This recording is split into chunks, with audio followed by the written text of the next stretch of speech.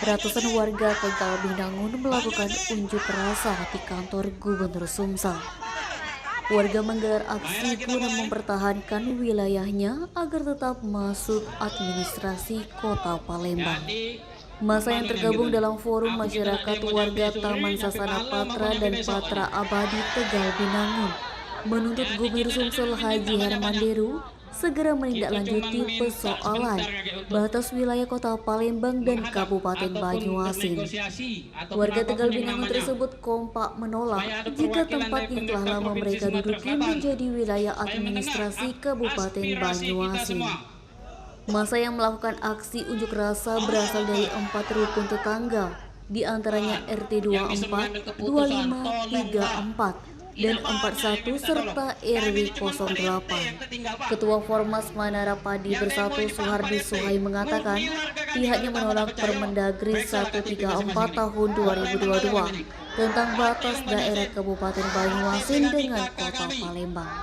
Pasalnya Suhardi menuturkan warga sekitar keberatan untuk dimasukkan ke wilayah administrasi Banyuasin karena sudah puluhan tahun masuk daerah Kota Palembang. Selain itu, Suhardi mengungkapkan jika keputusan itu tetap dilakukan dengan memindahkan wilayah administrasi, maka hal tersebut sudah menzolimi warga Tegal Binangun.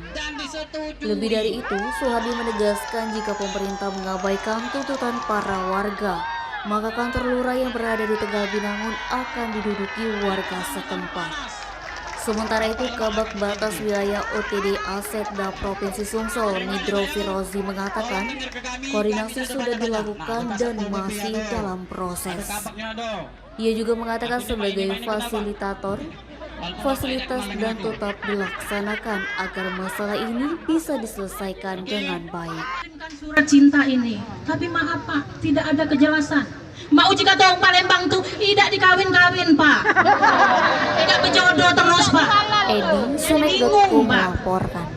Maku diulang lagi, mungkin ada yang direvisi supaya bisa didengar, ya Pak ya. Ya Rabbal Alamin, insya Allah akan apapun yang akan kita naikkan pada pagi ini akan diajabah oleh Allah Subhanahu